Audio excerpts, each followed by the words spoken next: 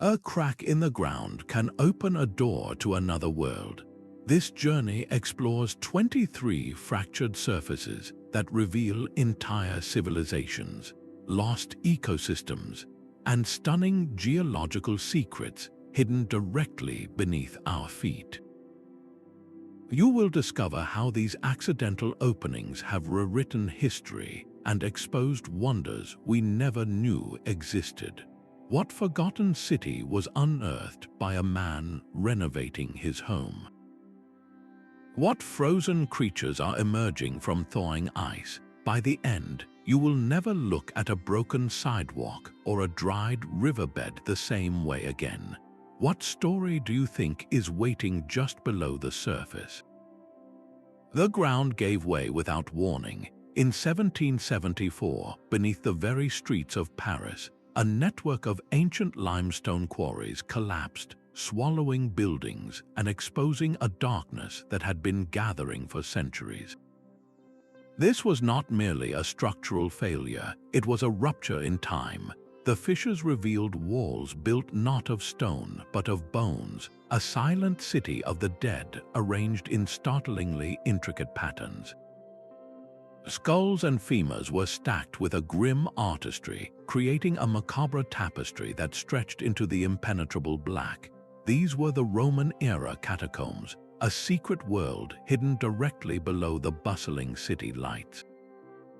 Urban archaeologists explain that Paris sits atop a literal honeycomb of history. The limestone used to build the city above was excavated from below, leaving behind vast, empty quarries. By the late 18th century, the cemeteries of Paris were overflowing, creating unbearable sanitary conditions. The solution was as pragmatic as it was chilling. The old quarries would become a new home for the dead. For years, nightly processions of bone-laden carts transferred the remains of millions into the darkness, where workers meticulously arranged them into the walls we see today. This was not a haphazard dump, it was a calculated, almost reverent act of urban engineering. The collapse laid bare this entire hidden history, a direct physical connection to the city's forgotten populace. Can you fathom what lies beneath the pavement of your own city? The Paris catacombs are a stark reminder that our modern world is a fragile layer over deep, accumulated past. This discovery, born from a crack in the earth, shows us that the past is never truly buried. It is simply waiting for the right moment to be seen.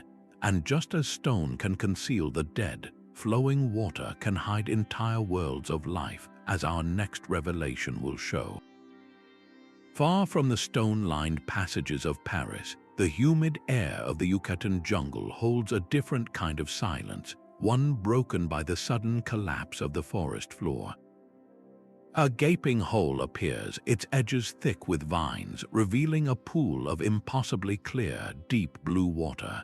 This is a cenote, a natural well that serves as a window into one of the most extensive and mysterious freshwater labyrinths on Earth. These cracks in the limestone crust are not empty voids, they are access points to a hidden universe. Geologists explain that the entire Yucatan Peninsula is a massive slab of porous limestone. Over millions of years, slightly acidic rainwater seeped through the rock, slowly dissolving it and carving out immense caverns. When the ceilings of these caverns grew too thin, they collapsed, creating the stunning sinkholes we call cenotes. This process exposed the vast underwater river systems that flow silently in the darkness below, a network of flooded caves that stretches for hundreds of miles. For the ancient Maya, these were not just geological features, they were the sacred source of all life. In a land with no surface rivers or lakes, cenotes were the only reliable source of fresh water, the vital artery that sustained great cities like Chichen Itza. A Mayan historian might describe how these wells were far more than simple reservoirs. They were considered portals to Xibalba, the underworld. Offerings of jade, gold, and even human sacrifices were made to the gods within these dark waters. blending survival with profound spiritual belief. Modern exploration has confirmed the cenotes' role as time capsules. The flooded cave system known as Systema Sac Acton is a liquid library of the past. The fresh water is so pure and the environment so stable that artifacts and remains are preserved with astonishing clarity. Divers have found perfectly intact pottery, ancient hearths from when the caves were dry, and the complete skeleton of a giant ground sloth, a creature that wandered this land during the last ice age. Picture a diver's light cutting through the absolute black, suddenly illuminating the massive, silent form of a prehistoric animal lying on the cave floor, a moment frozen for thousands of years. How many of our own cities were built around a single, crucial source of water, a geographic accident that dictated the rise of an entire civilization? The sacred waters of the cenotes demonstrate with breathtaking beauty that a fracture in the earth can be both a giver of life and a gateway to the divine. This profound connection between landscape and belief finds a startling parallel in a much more recent fissure, one torn open not by water, but by the relentless fury of war. The churned earth of the First World War battlefields became a different kind of cracked surface, one forged by high explosives instead of slow erosion. In the mud of no man's land, artillery shells did more than kill, they excavated. Each impact tore open the ground, churning up soil that had lain undisturbed for centuries and exposing a brutal, layered history. This was an archaeology of violence, where the very process of destruction became an act of accidental preservation. Farmers in Belgium and France still call their grim annual yield the iron harvest. Each spring, their plows turn up rusted shells, shrapnel balls, and twisted fragments of a conflict that ended over a century ago. This is not merely scrap metal, it is the enduring memory of the land itself, a physical reminder that the ground has not forgotten what happened here. Battlefield archaeologists explain that the war did not just take place on the landscape, it permanently reshaped it. The sheer volume of explosives fired created a new, churned geology, a layer of shattered earth and debris that will remain identifiable for millennia. These violent cracks have become accidental time capsules. As the soil slowly settles and erodes, it reveals untouched bunkers sealed by collapses, personal items like tins of bully beef and rusted razors, and even entire sections of trench networks preserved in the muck. A stunning example was uncovered at Vimy Ridge, where a perfectly preserved dugout was found, its entrance tunnel blocked by a shell blast in 1917. Inside, the belongings of the soldiers were exactly as they had been left, a silent, dusty snapshot of a single moment in the immense tragedy of the war. How does the violence of war permanently etch itself into both the land and our collective memory? The shattered ground speaks of an enduring impact, a scar that never fully heals. And just as a battlefield can conceal a frozen moment of conflict, a simple hillside in Turkey hid an entire metropolis waiting for a single, determined crack to reveal its splendors. The simple act of a dog chasing a rabbit can rewrite human history. In September 1940, in the quiet French countryside, 4 teenagers and their dog, Robot, stumbled upon a small, collapsed hole. When Robot disappeared into the opening, the boys widened the entrance, sliding down into a darkness that had been sealed for 17,000 years. Their flickering lamplight did not just illuminate a cave, it revealed the very dawn of human artistry. The Lascaux Cave was not a mere shelter, it was a cathedral of prehistory, its walls and ceilings adorned with over 600 paintings of aurochs, horses, and stags, rendered with a vitality that defied the millennia. This collapsed sinkhole had been the perfect time capsule, preserving its contents in a state of stable humidity and temperature. Anthropologists describe the art of the Upper Paleolithic period as a profound cognitive leap. These were not simple doodles, they were sophisticated compositions created by fully modern humans. The artists used the natural contours of the rock to give their animals dimension, a bulging in the stone becoming a bison's powerful shoulder. They manufactured paints from mineral pigments like iron oxide and manganese, grinding them into powder and mixing them with animal fat or water. They then applied this paint with brushes made from hair or moss, or even blew it through hollow bones to create stenciled outlines of their own hands. The cave is a complex of several chambers, each with a different character.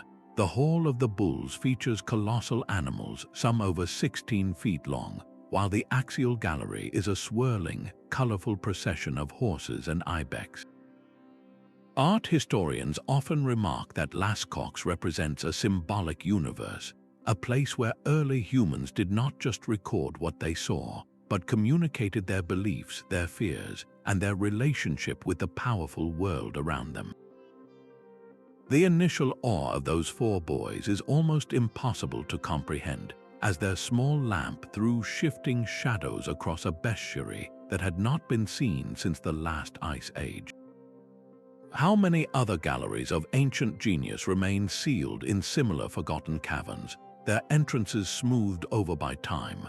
The Lascaux Cave is a breathtaking testament that our deepest creative impulses have always been with us, lying in wait for a chance encounter to bring them back into the light. And just as a crack in limestone can unveil a gallery of ancient art, a crack in ice can expose a library of lost life, frozen in time for thousands of years. The frozen ground of Siberia is now splitting open with a sound like thunder. These are not the quiet cracks of settling earth, but violent ruptures in a landscape once thought to be permanently solid. Across the Arctic, a process called thermokarst is transforming the terrain. Climate scientists explain that permafrost, ground that has been frozen for at least 2 consecutive years, is now thawing at an alarming rate. As the ice that binds the soil together melts, the land loses its structural integrity. It slumps, collapses, and fractures into a chaotic jumble of sinkholes and gullies. This is not a slow geologic process. It is a rapid and dramatic unraveling, one that is unlocking a deep freeze that has held for tens of thousands of years. These new cracks are windows into the Pleistocene epoch, exposing entire ecosystems preserved in stunning detail. Paleontologists carefully excavate the sticky, thawing muck to find the fur, skin, and even the stomach contents of creatures like the woolly rhinoceros and steppe bison. The most famous of these is Luba, a baby woolly mammoth discovered in 2007 by a reindeer herder. She was so perfectly preserved that her tiny trunk and eyelashes were still intact, offering an unprecedented look into the life of an animal that walked the earth 40,000 years ago. But the most dramatic opening is the Batagayka crater, a gargantuan depression locals call the doorway to the underworld. It is over half a mile long and continues to grow by tens of meters each year, its collapsing walls exposing ancient forests, layers of pollen, and the skeletons of long-extinct animals. This crater is not just a fossil site, it is a vast, open-air history book, with each new layer of exposed sediment representing a different chapter in our planet's climatic past. What does it mean when the very ground beneath us becomes an archive of both life and profound environmental change? The thawing permafrost presents a complex duality, gifting us with priceless scientific knowledge while simultaneously sounding a dire warning about our planet's accelerating transformation. This glimpse into a frozen world gives way to a crack that revealed not just ancient life, but a lost kingdom shrouded in myth. A man in 1963 was simply remodeling his home in Cappadocia, Turkey, when his sledgehammer broke through a wall and revealed not more plaster but a dark, gaping void. Curiosity led him through the opening, and his lamp illuminated a tunnel that sloped down into the earth. He had just discovered the entrance to the lost city of Derinkuyu, a labyrinthine refuge carved directly into the region's soft volcanic rock. This was not a single hiding place, but an entire underground metropolis, complete with streets, homes, and places of worship, all hidden beneath the everyday world. The geology of Cappadocia made this possible. The landscape is formed from a soft stone called tuff, the compressed ash of ancient volcanic eruptions. This material is remarkably easy to carve with simple hand tools, yet it remains structurally sound, creating a perfect medium for subterranean construction. Generations of people, from the early Hittites to Byzantine Christians, expanded natural caves into a staggering network of defensive cities. Historians explain that these communities faced near constant threats, from Arab raids to the upheavals of empire. Their solution was not to build walls, but to literally disappear into the ground. The scale of Derinkuyu is almost beyond belief. This single city descends 18 levels deep, with a capacity to shelter up to 20,000 people along with their livestock and food stores. It was a completely self-sufficient world, equipped with an ingenious ventilation system of over 50 shafts that brought fresh air to the deepest chambers. There were wineries, pressing rooms, churches with vaulted ceilings, and even elaborate stables to keep animals safe during long sieges. The entire complex was designed for ultimate defense. Narrow, winding corridors could be blocked at a moment's notice by massive, rolling stone doors, each weighing several hundred kilograms.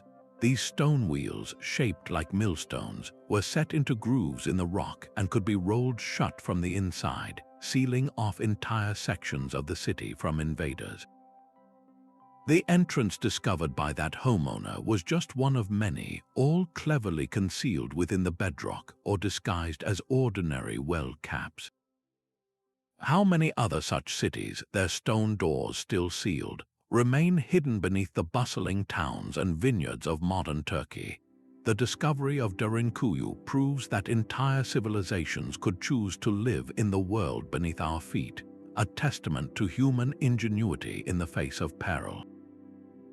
This theme of a hidden world, patiently waiting beneath a seemingly ordinary surface, finds a starkly different expression not in soft rock, but in shifting desert sands.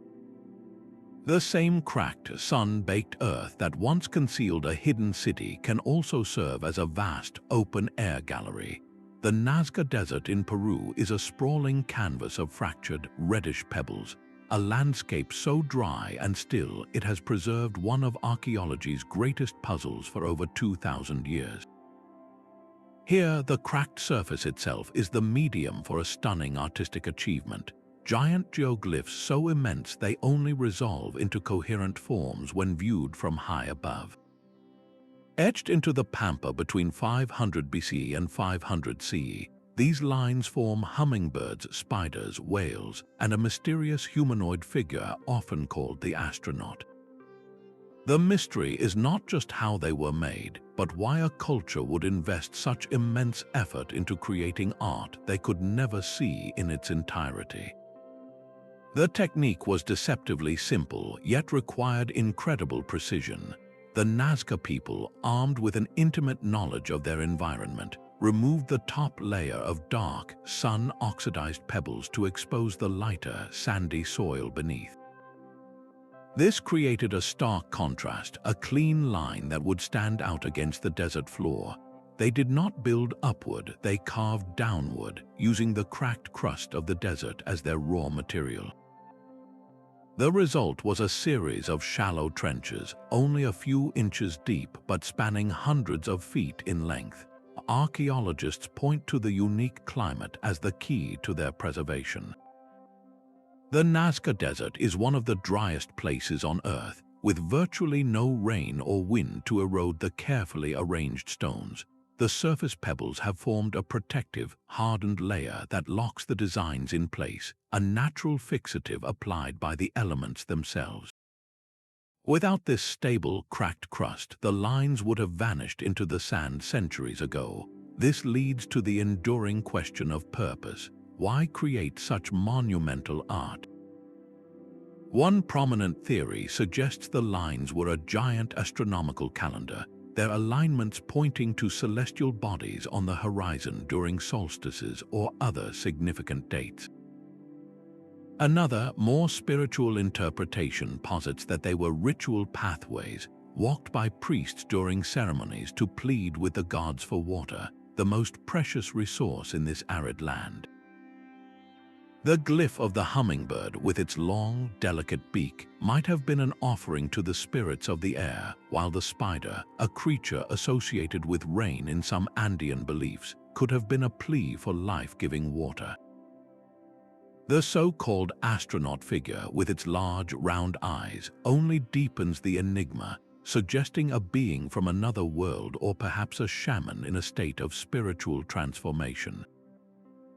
What message did the Nazca intend to send, not to their contemporaries, but across the gulf of time to us? These lines are a permanent question mark etched into the planet, a reminder that a cracked landscape can become a canvas for the most enduring of human mysteries. This profound act of marking the Earth for a higher purpose finds a startling parallel in a crack that served a far more immediate and desperate need: the fight for survival in the very heart of a city under siege. The stark deserts of Iran hide a secret pulse of life beneath their cracked, sun-baked surface. What appear from above as simple lines of holes are actually the breathing shafts for one of history's greatest engineering marvels, the Qanat. These are not mere wells, but subterranean aqueducts, masterfully designed tunnels that channel water from mountain aquifers across vast distances to arid plains and cities, all by gravity alone. For over 3,000 years, this Persian invention has sustained civilizations in one of the world's most challenging environments. Hydraulic engineers still marvel at the system's elegant efficiency. By constructing a gently sloping underground tunnel, ancient builders could transport water for dozens of miles with almost no loss to evaporation, a critical advantage in a desert climate.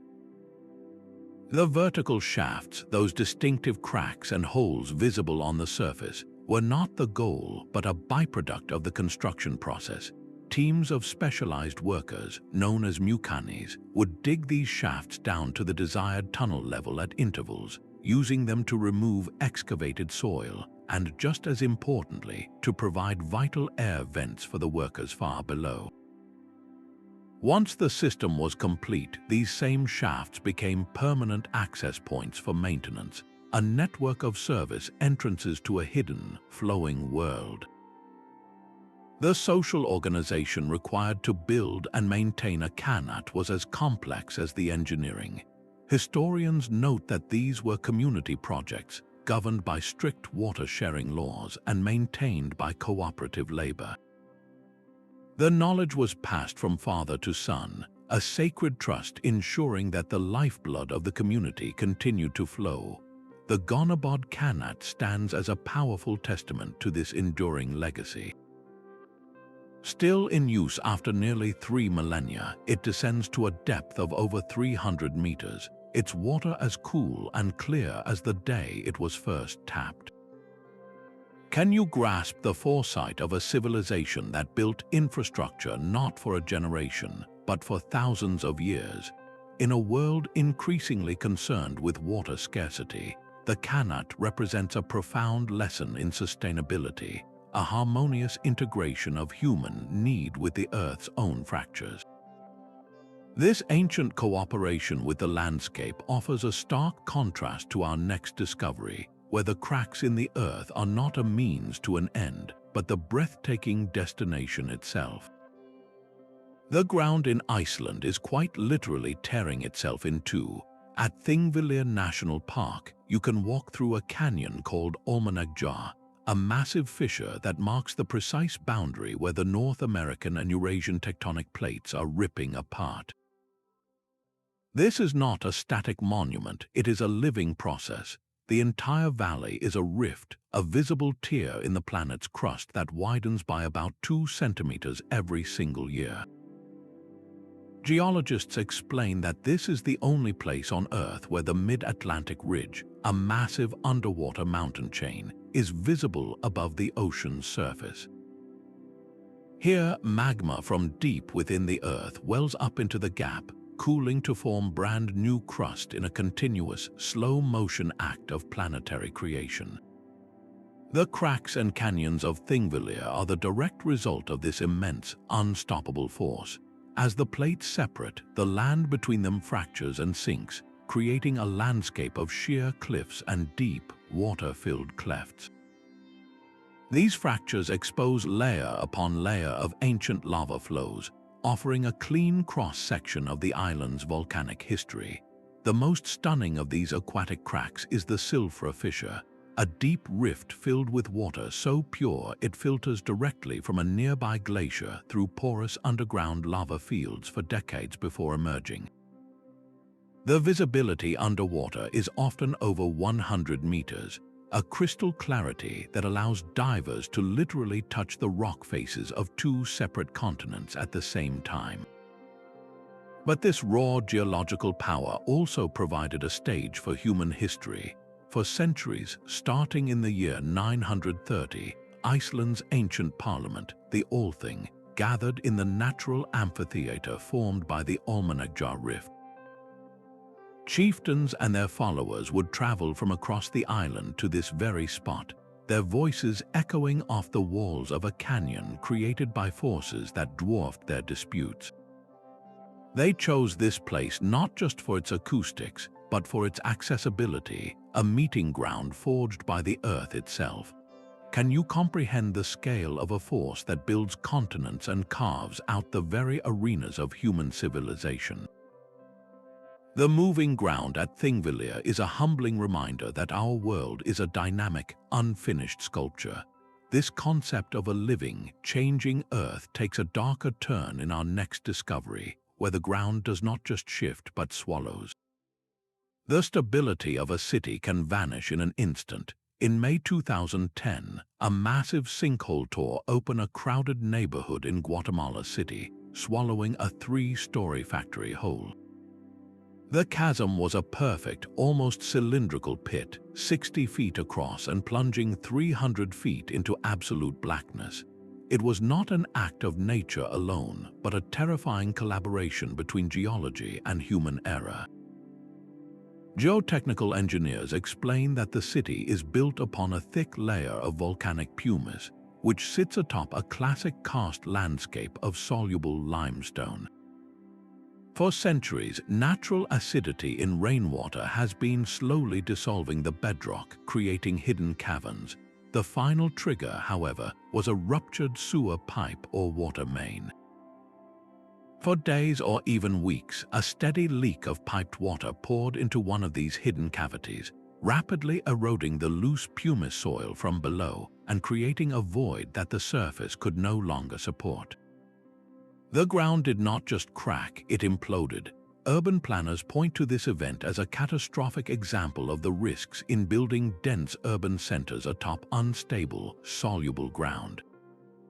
The very infrastructure designed to support modern life, the pipes carrying water and waste, became the instrument of its collapse. Residents reported hearing deep, subterranean rumblings for hours before the final give way, a low groan from the earth that culminated in a roar of collapsing soil and concrete. One man described the surreal sight of the factory building simply tilting and then being consumed, as if the earth had opened its mouth. Subsequent investigations used ground-penetrating radar to map the extent of the hidden voids, revealing a landscape beneath the city that was far more hollow than anyone had suspected. How confident can we truly be about the integrity of the ground beneath our own homes and streets? The Guatemala City sinkhole is a brutal lesson in urban vulnerability. a demonstration that our greatest metropolises rest upon a foundation that can be silently washing away.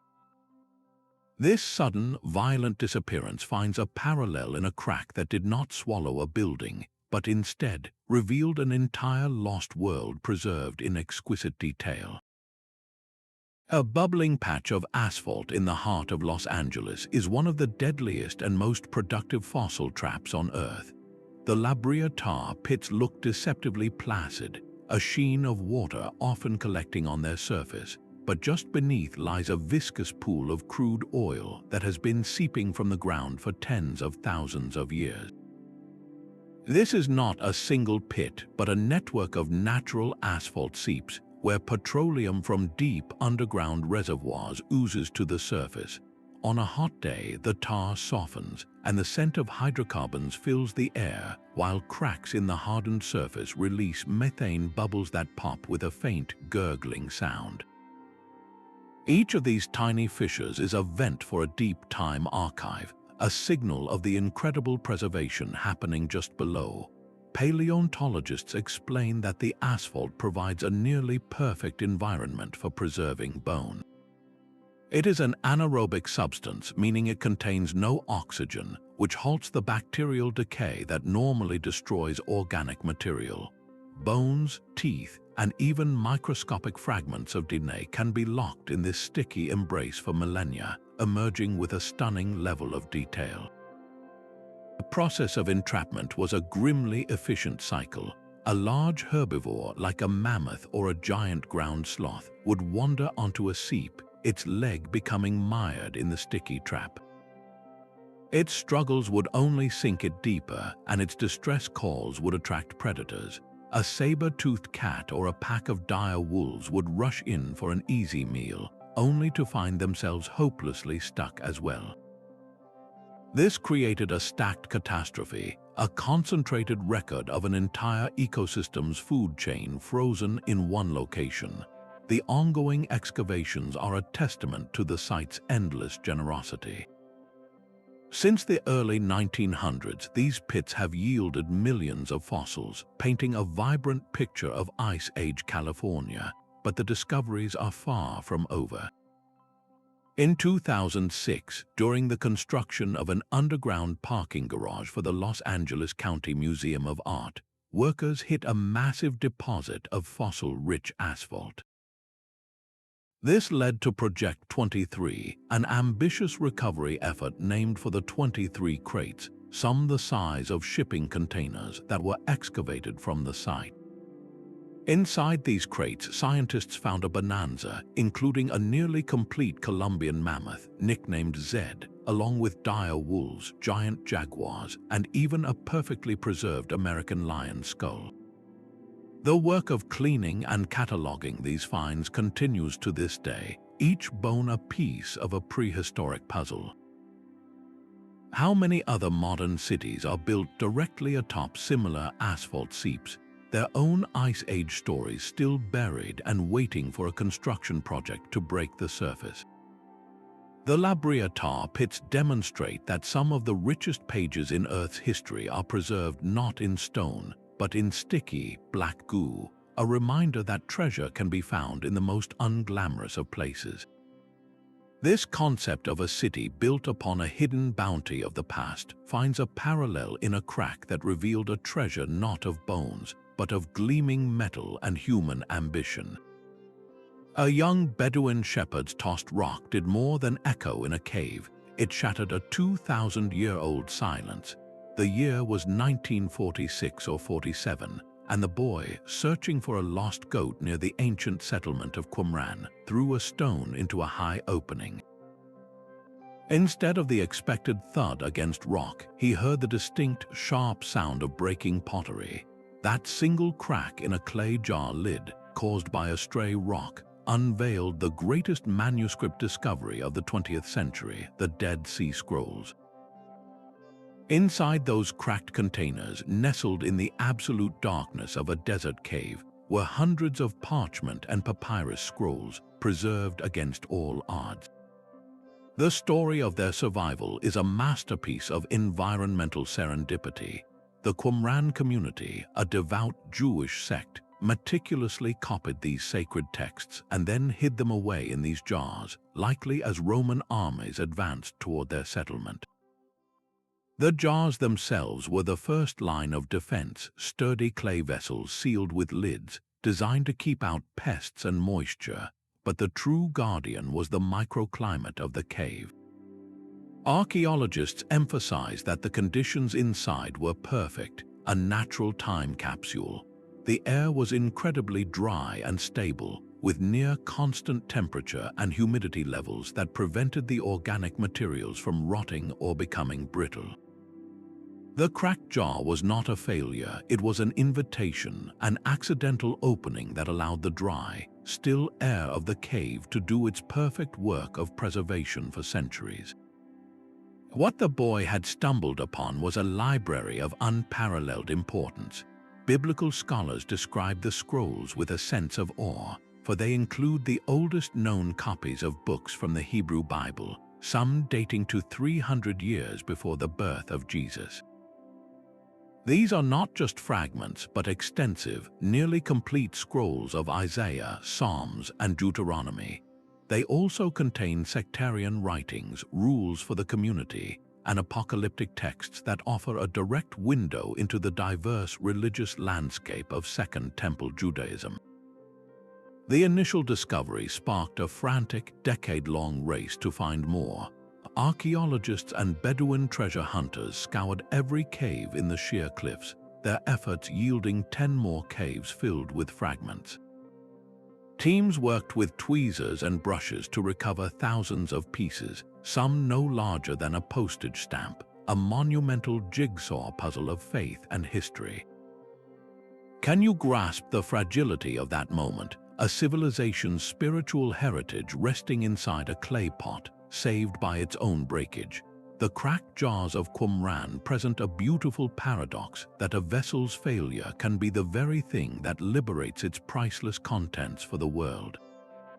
This theme of preservation through rupture finds a powerful echo in our next discovery, where a different kind of crack revealed a world not of parchment, but of pure, gleaming crystal. The same volcanic fury that carved the underground cities of Cappadocia also unleashed a different kind of preservation, one born of absolute destruction.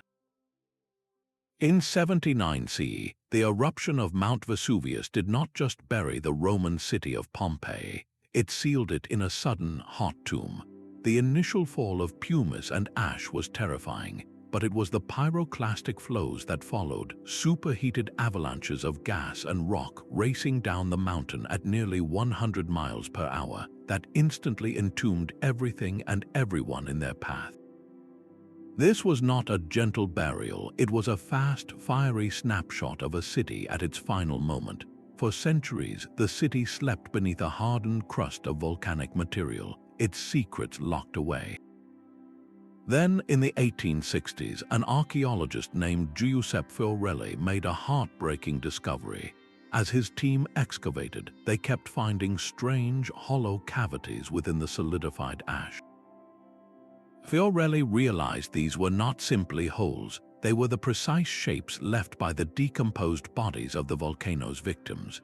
The organic material, the people, the animals, the wooden objects, had all rotted away over the centuries, but the hardened ash had retained their exact forms like a natural mold. His brilliant and poignant solution was to pour a special liquid plaster into these voids. Once the plaster set, workers would carefully crack and chip away the surrounding lava rock, revealing not skeletons but ghostly, three-dimensional casts of the people in their final postures.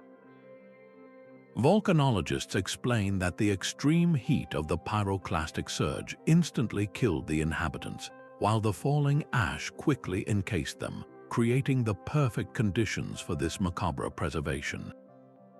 The emotional weight of these revealed forms is almost unbearable. There is the cast of two figures, forever known as the two maidens, though we now know they were likely a rich woman and her enslaved attendant, caught in a final embrace. Another cast shows a man, perhaps a guard, seated against a wall, his hand raised as if to shield himself from the inevitable. Perhaps the most haunting is the cast of a dog, found curled in a desperate, agonized coil, still wearing its bronze collar. These are not artistic reconstructions, they are direct impressions from the moment of death, giving form to an absence that is 2,000 years old. What would our own final moments reveal to a future civilization uncovering the ruins of our world? The cracked lava stone of Pompeii does more than show us how people died. It shows us how they lived, loved, and struggled until their very last breath, creating a connection to the human experience that is both intimate and devastating. This profound act of giving form to the lost finds a different expression in our next discovery, where a crack in a sacred stone revealed not the shape of a person, but a message believed to be from the divine. A faint, almost invisible fracture in the marble floor of the Hagia Sophia became a doorway to the forgotten. In 2014, structural engineers were conducting a routine survey of the immense building, using ground-penetrating radar to map its foundations. As they scanned the main hall, their instruments revealed an anomaly, a hollow space directly beneath a network of fine cracks in the ancient stone. This was not just a void, it was a sealed chamber, a room lost to history for centuries, hidden directly under the feet of millions of visitors. The building itself is a palimpsest of human history, a structure that has served as a Byzantine cathedral, an Ottoman mosque, and now a museum. Its massive dome, seemingly floating on a ring of light from 40 windows, has dominated the skyline of Istanbul for nearly 1,500 years. Art historians describe its construction as a breathtaking gamble, an attempt by the Emperor Justinian to reclaim Roman grandeur. He commanded materials from across the empire, green marble from Greece, porphyry from Egypt, and gold for the mosaics, all brought together to create a monument that would, in his own words, surpass even the biblical Temple of Solomon.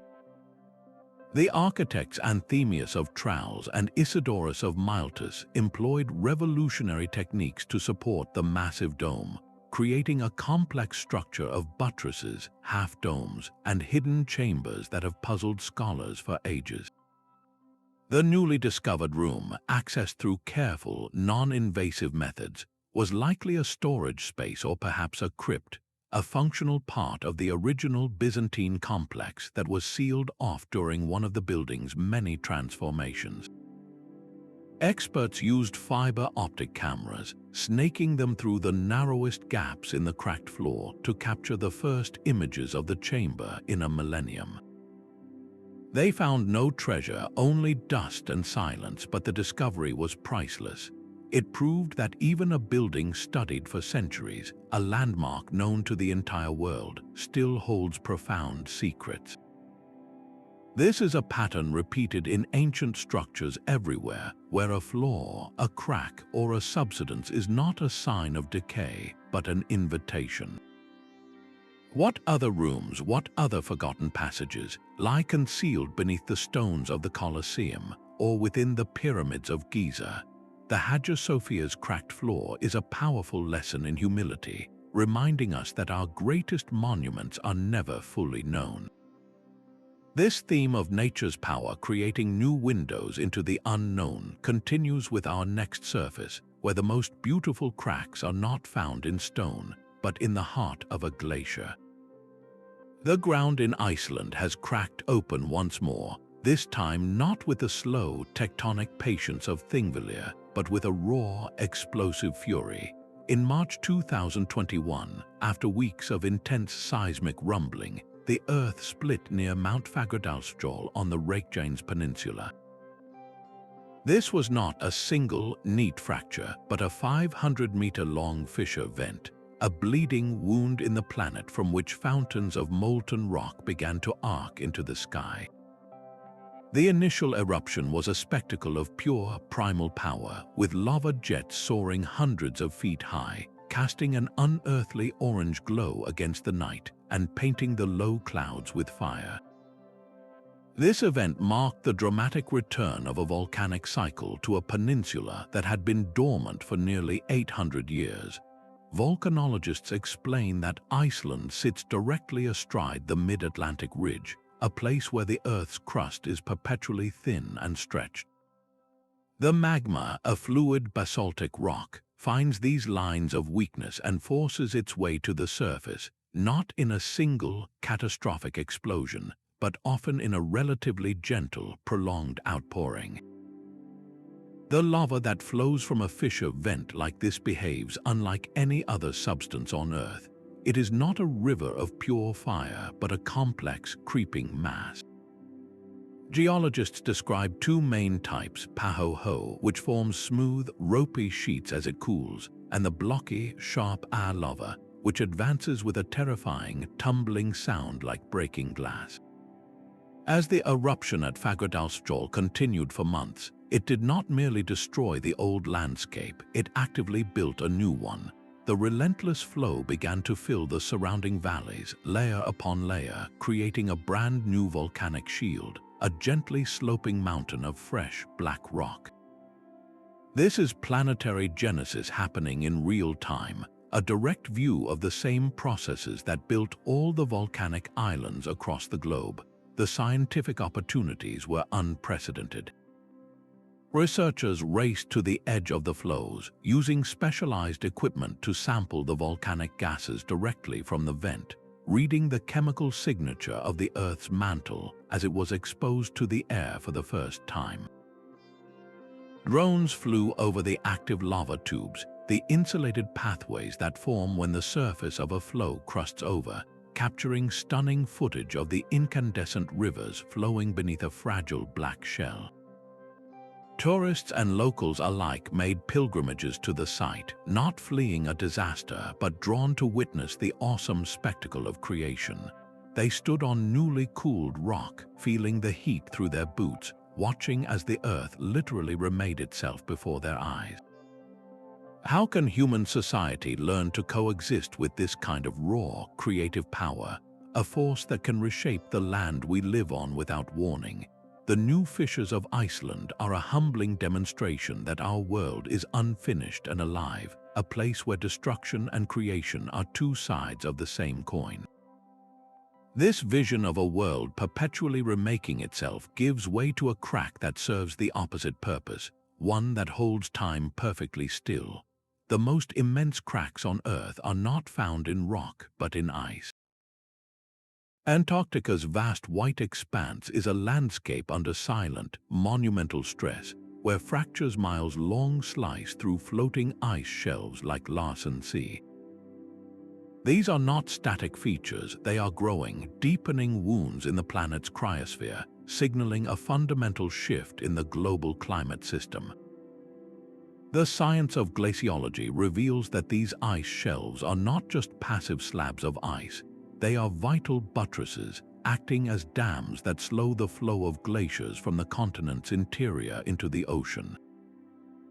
When an ice shelf weakens and disintegrates, the glaciers behind it accelerate their march to the sea, contributing directly to rising global sea levels. The process is often driven by a phenomenon called hydrofracturing. Climate scientists explain that as warming air temperatures melt the surface of the ice shelf, thousands of meltwater ponds form. This liquid water, darker than the surrounding ice, absorbs more solar energy, heating up and carving its way down through pre-existing cracks. The immense weight of this water then forces the fissures to deepen all the way to the ice shelf's base, effectively ripping it apart from the inside out. This relentless pressure, combined with a warming ocean eroding the shelf from below, can lead to a catastrophic calving event, where a city-sized block of ice simply breaks away and floats off as a new iceberg. The collapse of the Larsen B ice shelf in 2002 was a watershed moment that stunned the scientific community. In just over a month, an area of ice larger than the state of Rhode Island shattered and disintegrated into a cloud of slush and icebergs. One glaciologist described it as watching a bottle of soda being shaken and then uncapped, the entire structure just fizzed away into the sea. The event was so rapid and complete that it forced a re-evaluation of how quickly polar systems could respond to warming. Today, a global network of satellites with radar and laser altimeters monitors the health of these ice shelves with relentless precision, tracking the growth of every major crack from space. Meanwhile, brave field researchers endure the brutal cold to drill into the ice, deploying sensors to measure internal temperatures and ocean currents below. They are the physicians for a continent in trauma, reading the vital signs of a patient that is sending us a clear, urgent message. When an ice shelf the size of a small country can vanish in a matter of weeks, what does that tell us about the stability of our own coastal cities and the future of our shorelines? The cracking ice shelves of Antarctica are a stark, visible barometer of global change, a process of immense scale that finds a poignant parallel in the slow, deliberate cracks forming on a much more human artifact. The perfectly straight lines of a Roman road, even in their cracked and broken state, speak of an unyielding human will. These fractured surfaces, like those of the Appian Way, are not signs of failure but a complex language, telling the story of the engineering genius that lies just beneath our feet. Where modern asphalt might simply wear away, the broken stones of a Roman highway reveal its intricate, multi-layered soul. Each crack is a cross-section, exposing a civilization's commitment to permanence.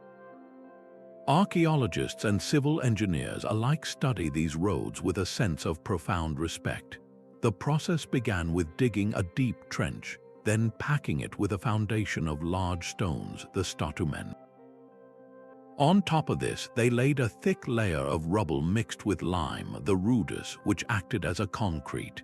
Next came the nucleus, a finer mix of gravel and sand, and finally, the surface we see, the summa crusta, made of massive, interlocking basalt blocks fitted together with astounding precision.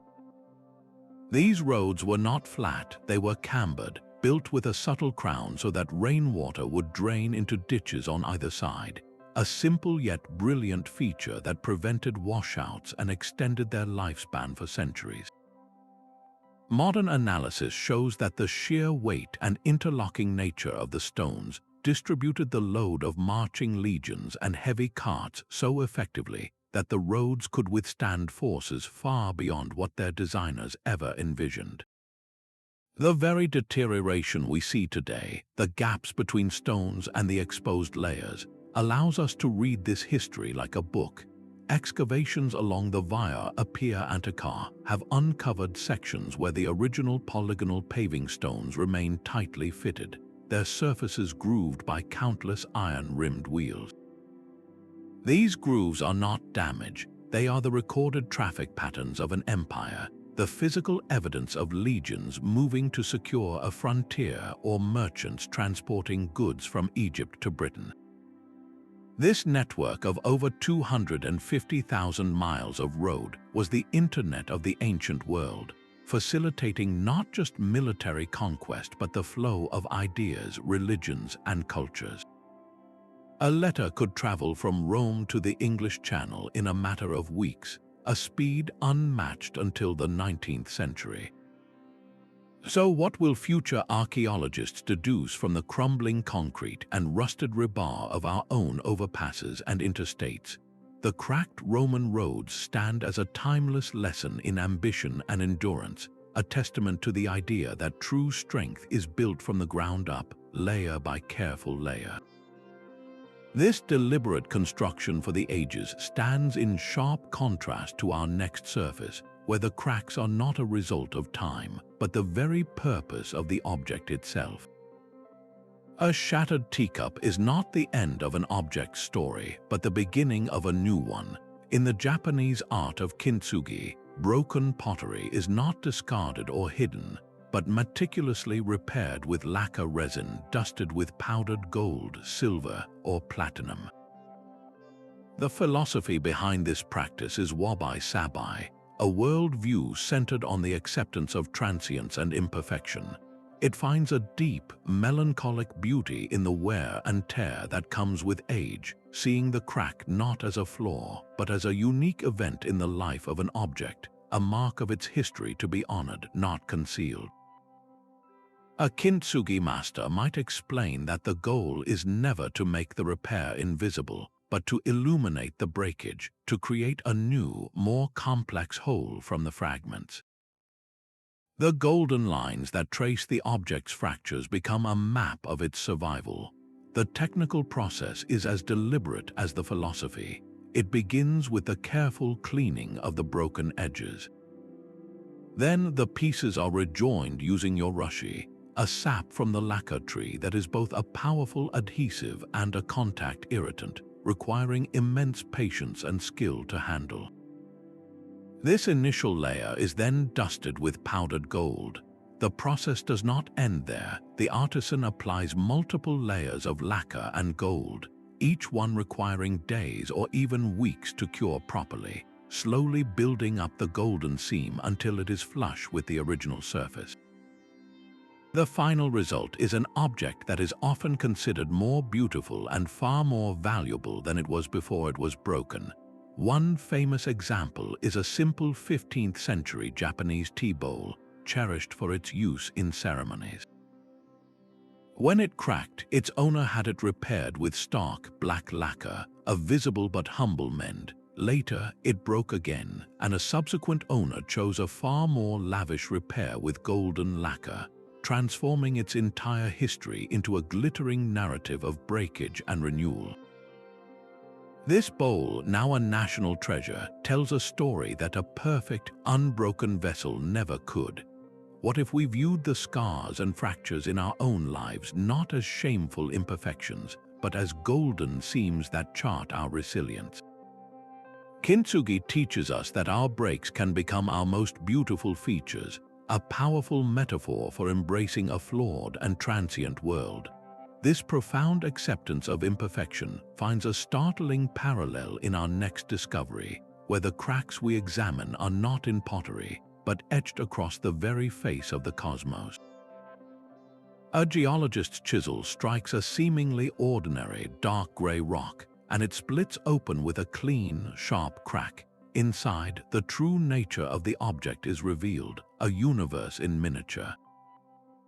Tiny, glassy spheres called chondrules are suspended in a fine-grained matrix, a direct snapshot of the primordial cloud of gas and dust that coalesced to form our sun and planets. This rock is a meteorite, a messenger from the deep past, and its fractured surface is a portal to the very beginning of our solar system. The science of meteoritics is dedicated to reading these cosmic stories. Planetary scientists categorize these space rocks into three main families. Iron meteorites are the dense, metallic cores of shattered protoplanets. Stony meteorites, the most common type to fall to Earth, come from the crust and mantle of these ancient bodies. And then there are the carbonaceous chondrites, the most primitive and precious of all, which have remained virtually unchanged since the solar system's birth over 4.5 billion years ago. The cracks and fractures within them are a language of violence and travel. Some fissures were born from colossal impacts in the asteroid belt, where small worlds collided and broke apart. Others are the result of a meteorite's traumatic descent through our atmosphere, as intense heat and pressure tested structural limits. To decode this language, scientists become cosmic surgeons. They use diamond-tipped saws to cut the meteorite into thin, translucent slices, thinner than a human hair. Placed under a polarizing microscope, these thin sections transform into a kaleidoscope of minerals, each color and crystal structure telling a part of the story. More advanced techniques, like scanning electron microscopes, allow researchers to map the precise chemical composition of these chondrules, reading the conditions of the early solar nebula like a thermometer from the distant past. The Allende meteorite, which fell in Mexico in 1969, provided one of the most profound chapters in this story. this carbonaceous chondrite was found to be peppered with tiny, white inclusions rich in calcium and aluminum. These are the oldest known solid materials formed in our solar system, with age estimates placing them at 4,567,000,000 years old. They are quite literally the first stones, the building blocks from which everything else, including our own planet and ourselves, was eventually constructed. When you hold a piece of land, you are holding a material that predates the Earth itself. Every element in your body, the iron in your blood, the calcium in your bones, was forged in the heart of a long-dead star and delivered to a nascent Earth by rocks just like this. So what does it mean that we are made of the same stardust as the meteorites that streak through our sky? These cracked open space rocks remind us that we are not just on this planet, but of it, and of the cosmos that surrounds it.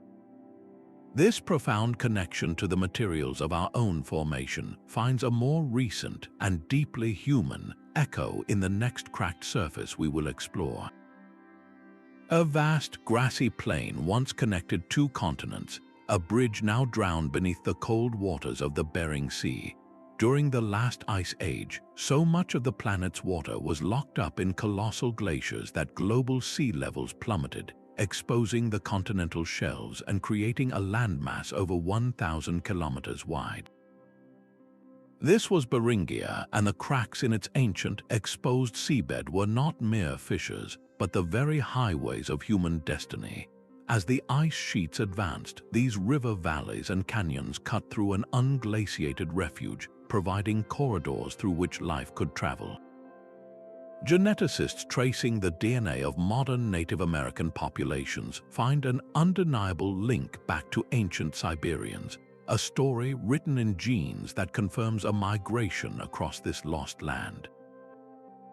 The journey was not a single desperate rush, but likely a gradual expansion over generations, as families followed herds of mammoth, steppe bison, and caribou across the fertile, wind-swept plain. Archaeologists have pieced together this epic story from fragments left behind in places like the Swan Point site in Alaska. Here, in the oldest archaeological site in the state, researchers uncovered a toolkit of microblades and weapon points, the signature of a people who had mastered this new world, hunting the megafauna that roamed the grassy tundra. These cracks in the earth were more than just paths. They were the settings for a millennia-long drama of survival and adaptation, a slow, deliberate populating of an entire hemisphere. How different would human history be if that land bridge had never emerged from the sea? The cracks of Beringia were temporary pathways that permanently changed the world, directing the flow of species and sealing the fate of two continents. This foundational journey, measured in the slow grind of ice ages, leads us to a surface where cracks are measured in even grander scales of time, written in stone. A single drop of water holds a memory of the world above. Deep within silent caves like Sorek in Israel, intricate stone formations grow with a patience that defies human time. Stalactites hang like stone icicles from the ceiling, while stalagmites rise from the floor to meet them, each one built drop by mineral-rich drop over hundreds of thousands of years. These are speleothems, and the subtle cracks and layers within them are pages in one of Earth's most detailed climate diaries. The science of speleology reads this stony text. Each formation begins when rainwater, slightly acidic from absorbing carbon dioxide in the atmosphere, seeps through the soil and bedrock above the cave. As it trickles through cracks in the limestone, it dissolves a tiny amount of calcite. When this water droplet finally reaches the open space of the cave, it hangs for a moment before falling, releasing its carbon dioxide and forcing the calcite to crystallize. This infinitesimally slow process, repeated for millennia, builds the magnificent columns and curtains we see today, but the true magic is locked in the chemistry. Paleoclimatologists explain that the water from each epoch carries a unique signature. The ratio of different oxygen isotopes in the calcite tells a story of past rainfall and temperature. A higher proportion of the heavier oxygen 18 isotope, for instance, can indicate a warmer, drier period, while more of the lighter oxygen 16 suggests a cooler, wetter climate. Trace elements like magnesium and strontium washed down from the soil reveal what kinds of plants were growing on the surface above, painting a picture of ancient ecosystems. To access this frozen data, researchers must perform a delicate act of reverse engineering. They cannot simply read the outside of a stalagmite. They must carefully crack it open or extract a core, much like a scientist taking an ice core from a glacier. Inside, they find a record of concentric rings similar to those of a tree, but on a vastly grander timescale. In a lab, they use precise lasers to sample these layers, atom by atom, unlocking a continuous chronicle of environmental change. Lascaux Cave has provided one of the most complete records ever found, a timeline stretching back over 200,000 years.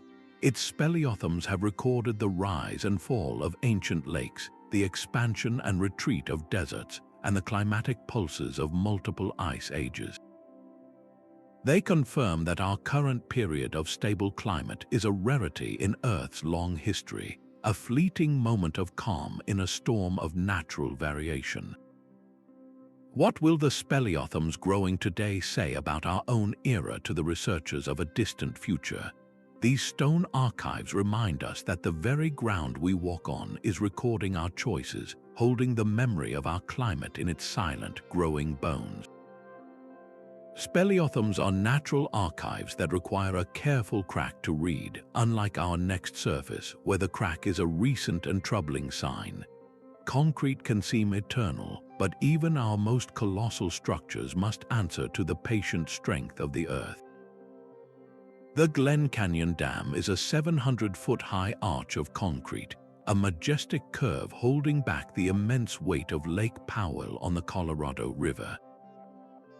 Within years of its completion in 1966, engineers discovered a network of hairline cracks spreading through its vast bulk, a silent and unsettling development in a structure meant to last for centuries. These fractures were not an immediate danger, but they were a message, a reminder that no human creation is truly static. Civil engineers describe the dam as a living entity, constantly under stress from the colossal water pressure pushing against its face and the immense canyon walls squeezing its sides. The concrete itself, poured in massive interlocking blocks, expands and contracts with temperature changes, creating internal tensions that can manifest as these fine, map-like cracks. Environmental scientists add another layer to the story, pointing to the ongoing drought in the American Southwest. As the water level in Lake Powell fluctuates dramatically, the dam experiences shifting loads, a constant cycle of pressure and release that tests the limits of its design. The potential consequences of a failure are almost unimaginable. A catastrophic breach would unleash a wall of water down the Colorado River, wiping out communities, destroying infrastructure, and irrevocably reshaping the landscape for hundreds of miles. To prevent this, the dam is watched by a silent army of electronic sentinels. Engineers have embedded strain gauges within the concrete to measure the slightest flexing, while sonar systems scan the underwater face for any signs of erosion or new fissures. They monitor seepage rates, knowing that a sudden increase could signal a growing weakness. The history of the dam is itself a story of cracks, not just in concrete, but in public consensus. Its construction flooded the stunning canyons of Glen Canyon, a loss that environmentalists like David Brower later called his greatest regret, a defeat that galvanized the modern conservation movement. The reservoir it created, Lake Powell, became a playground for millions, but it also drowned a wilderness, a trade-off that remains deeply controversial. How long can such a monument to human ambition withstand the dual pressures of a changing climate and the unyielding forces of geology? These hairline cracks are a permanent signature of tension, a visible line where our desire for control meets the enduring power of the natural world. This sobering reality gives way to a more hopeful vision, where a different kind of crack does not threaten but instead nurtures new life.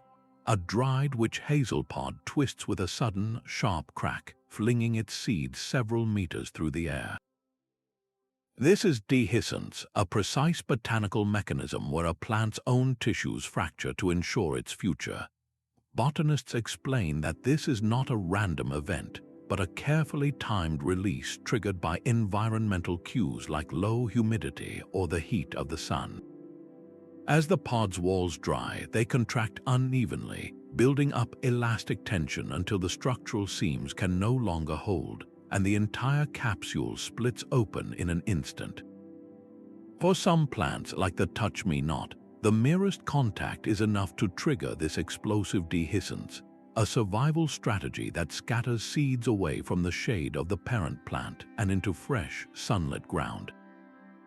These cracks are never endpoints, they are the most vital beginnings, the moment a single plant multiplies its chances for survival across a wide landscape. The methods of dispersal are as varied as the plants themselves. Some pods, like the maple samara, are built for flight, their papery wings catching the wind to carry them far. Others, like the burdock, produce hooked fruits that latch onto animal fur, hitching a ride to new territories. The lotus presents one of the most remarkable testaments to this cycle. Its seed pod is a marvel of engineering, a hardened, porous cup that protects its precious contents even as it cracks open. Lotus seeds have been recovered from ancient, dried lake beds and, after centuries of dormancy, successfully germinated. A seed that cracks free from its pod today could theoretically give rise to a flower that will be seen by generations yet unborn. How do the cycles of growth, decay, and renewal in the natural world reflect the larger patterns of our own existence? The cracking of a seed pod is a quiet, powerful promise of future forests, a final reminder that from the smallest fracture, entire worlds can begin anew. Every single solid object in the universe holds a secret tension, a silent battle between the forces holding it together and those trying to pull it apart. This fundamental conflict is the science of fracture mechanics, and it governs everything from the tiny crack in your phone's screen to the vast chasms splitting continents. Materials scientists explain that all solids, from the strongest steel to the hardest granite, are held together by atomic bonds. When an external force applies stress that exceeds the strength of those bonds, the material begins to fail. It doesn't fail all at once. It starts with a microscopic flaw, a tiny imperfection that acts as a focal point for stress concentration. Think of trying to tear a piece of paper. It is almost impossible to start from a smooth edge, but once you make a small nick, the tear propagates with ease. That nick is a stress concentrator, a weakness that magnifies the force applied, allowing a crack to initiate and then spread. Geologists apply this same principle to the planet itself. The immense heat and pressure from the Earth's core create colossal stresses in the crust, which are relieved along pre-existing weaknesses, the fault lines that become the birthplaces of earthquakes. A single crack, therefore, is never just a random break. It is a detailed record of the forces that created it. There are three primary ways a material gives way. Tensile cracks open up when a material is being pulled apart, like the drying mud in a riverbed. Shear cracks form when opposing forces slide past each other, the same motion that occurs along the San Andreas Fault. And fatigue cracks develop from the repeated application of a stress, even a small one, which is why an airplane's wing is meticulously inspected for microscopic fractures after a certain number of flight cycles. To read this language of failure, engineers have developed remarkable tools. They use non-destructive testing methods like ultrasonic scans, which send high-frequency sound waves through a material to detect internal flaws, much like a medical ultrasound for a bridge or a pipeline. They also employ computer modeling to simulate how cracks will propagate under different stresses, allowing them to design safer buildings and more reliable machines. This understanding is profoundly interdisciplinary. In ecology, scientists study how cracks in tree bark provide habitats for insects and fungi, creating micro-ecosystems.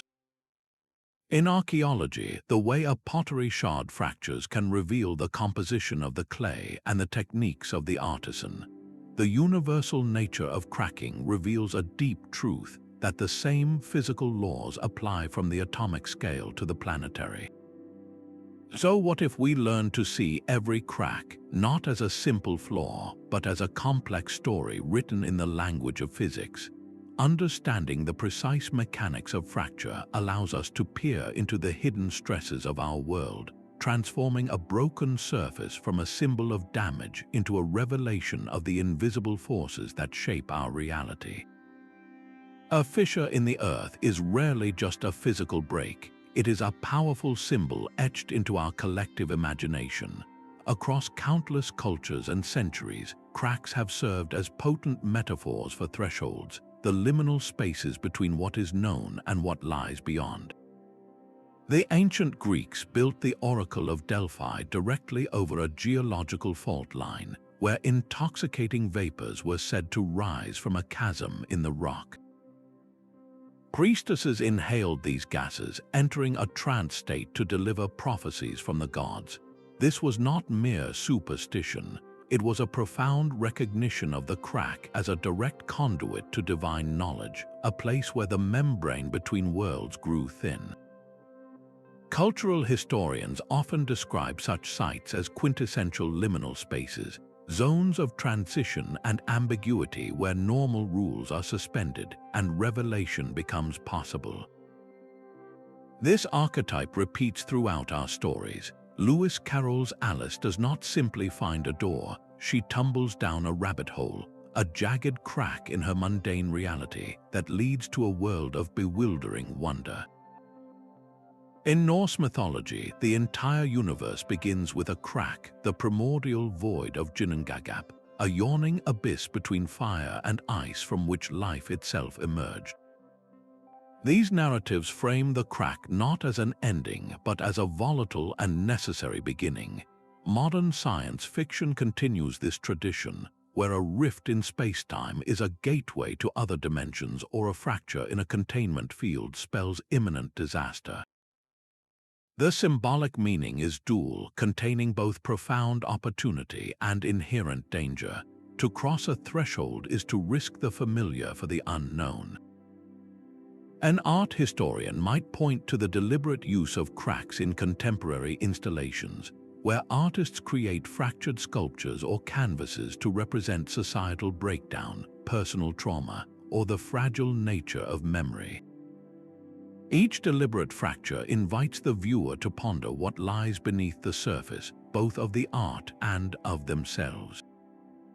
What personal moments of rupture, those sudden cracks in your own life's trajectory, have ultimately led to a new understanding or an unexpected path forward?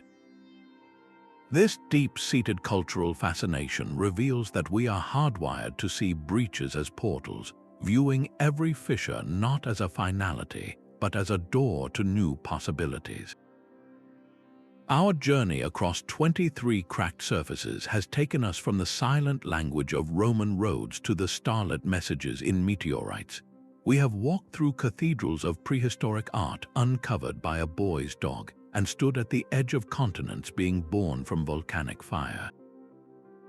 Each fracture, whether in stone, ice, or human-made pottery, has proven to be far more than a flaw. It is a gateway. These openings preserve entire histories, from the final moments in Pompeii to the first footsteps into the Americas. They expose hidden ecosystems like the sunless rivers of the Yucatan and the frozen menageries of Siberia. They inspire philosophies that find beauty in breakage and art that transforms scars into golden seams. A crack is a story of tension, a record of the immense forces, both physical and historical, that shape our reality. It speaks of catastrophe and creation, of profound loss and stunning revelation. The ground beneath your feet is not just solid ground, it is a living, breathing archive. It is a network of countless stories, each one waiting for a single, accidental opening to let them breathe. The poet Leonard Cohen offered a perfect lens for all we have witnessed. He wrote, "There is a crack in everything, that is how the light gets in." Let these stories inspire you to look closer at the fractured world around you, to see the potential for wonder in every broken sidewalk and every dried riverbed. We would love to hear your own experiences with surprising discoveries in the comments below. And if you have enjoyed this journey into the mysteries hidden in plain sight, subscribe for more.